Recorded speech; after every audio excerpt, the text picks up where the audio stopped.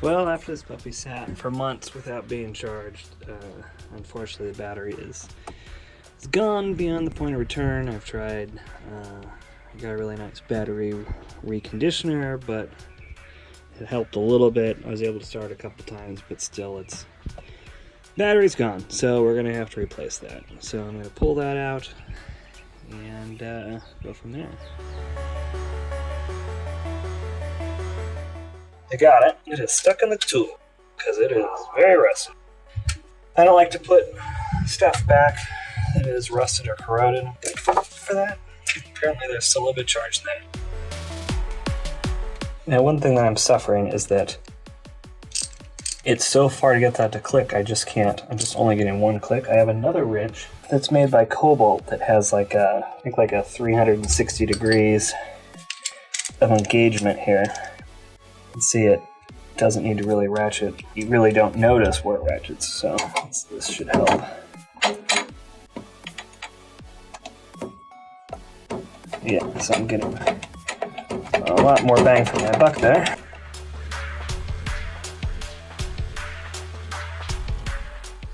It's it's gross. It's the cap for the positive.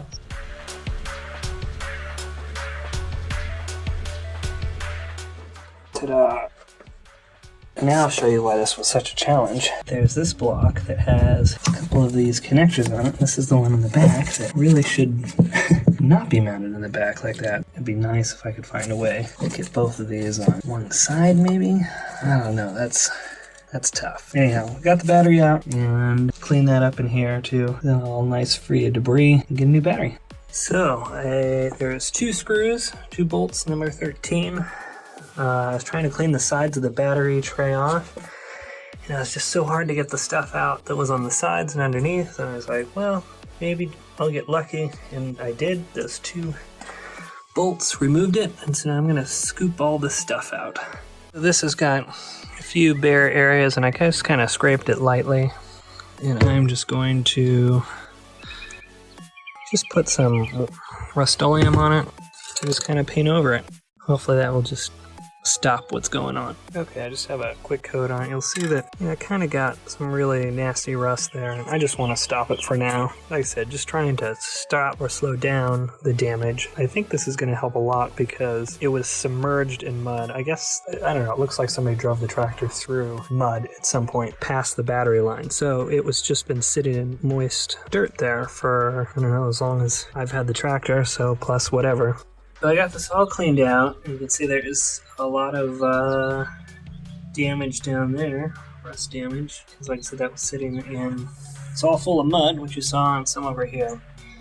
So instead of kind of just rigging it and doing something quickly, I am going to do this right, and just takes more time. I'm going to clean this up and get some rust preventer in there, and then spray over that. And same thing with the tray. I'm going to take that and sandblast it and spray it correctly, and I'm just going to paint over it, but you know what? Better do it right. So I've always learned, it may take longer, but it's always better to do it right. So I'll blast the whole thing and then paint it. Here's the battery tray, all sanded and bead blasted, ready for some paint. So I'm gonna prime it. Got some self-etching primer. Here we go.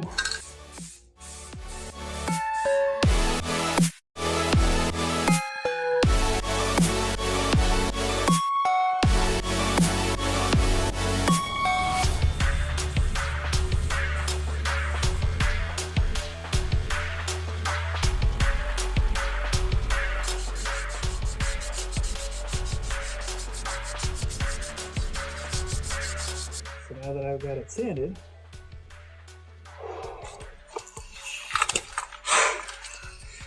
alright, now that I've got it sanded, I'm going to wipe it all down and tape it up and get the first layer of primer on it.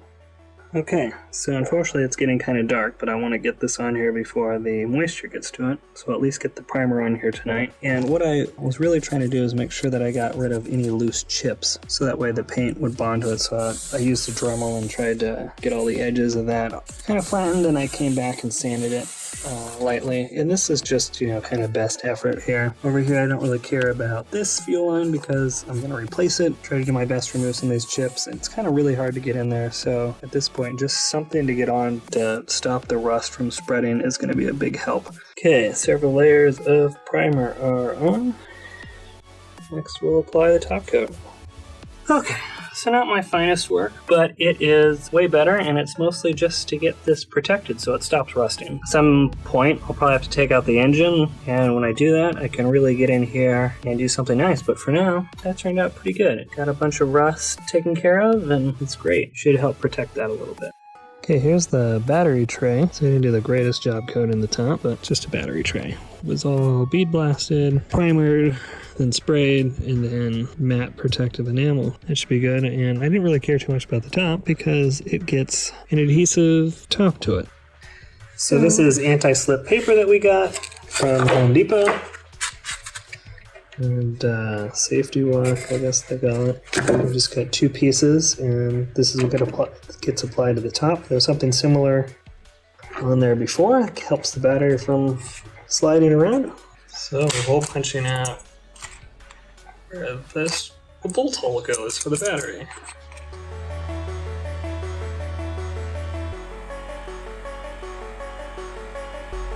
So as far as the new battery, I decided to go to the local auto parts store, take this battery with me, and see what the closest match would be. And the benefit was twofold. Number one, this battery was $100 cheaper. And number two, in the future, I know I can just go to a local auto parts store and grab this battery in a pinch instead of waiting to order one from Cat. So when you look at this, you see it has the exact same dimensions, with the exception of these terminals, which are in the middle, which I actually found it easier to get it in and out of the tractor with them being in the middle as opposed to one side.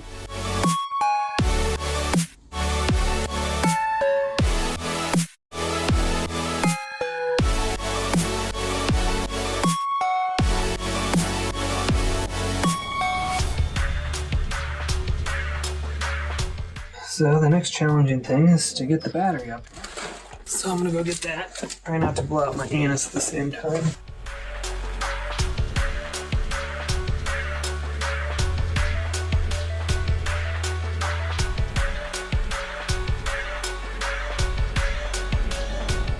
Fun fact, I just discovered that this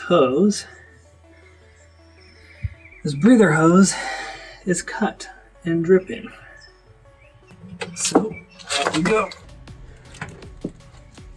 So I went to put the battery back and found that this tube had actually been cut pretty bad in the bottom and was actually dripping oil. I had to order the part from Cat and pick it up. Now I'm going to replace it.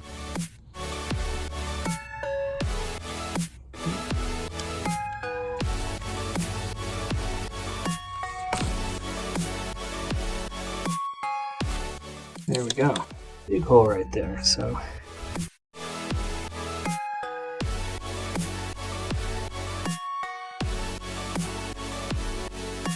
There we go. Oh, a little too far. Here's the new pipe all in place. Looks good. So we'll just need to check that after a few hours and make sure it's not leaking. So while I was at the auto parts store, I picked up a new double-headed bolt for the positive terminal. I've had some bad luck in the past with these just because they're made out of a soft material, so they strip out pretty easily. I also ordered a new rubber boot for the positive terminal from Cat.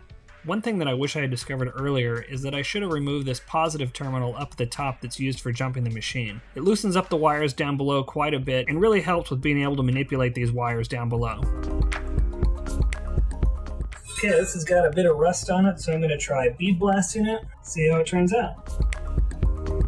So as you can see, the bead blasting did a great job cleaning up this negative jumper. And so now when I connect this, the tractor is going to become hot. So the tractor side of this, I'm going to go ahead and insulate while I get the negative terminal clamped down in the correct position. That way I reduce the risk of it sparking all over the place as I'm trying to align it correctly. So here's the new battery holder. Turned out pretty good. This is actually you see here, the plastic from that it was sitting on I painted this on it kind of, or I should say leftover paint that was on the plastic.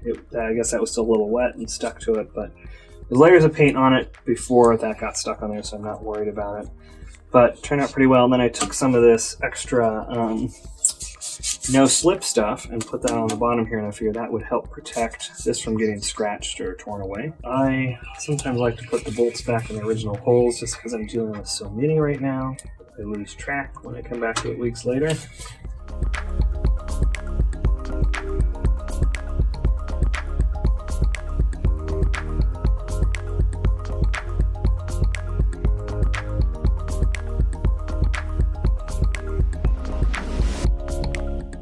See how, because it's really going to get shaken around, so that feels good. Finally ready to reconnect the battery, so it's going to probably spark a little, which it did.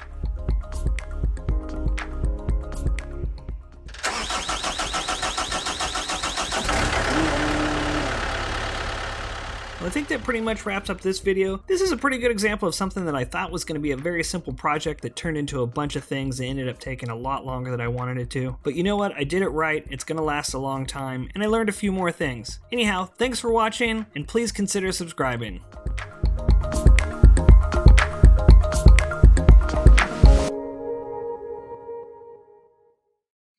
Alright, so now that I got that taken care of. So Don't touch that. Oh.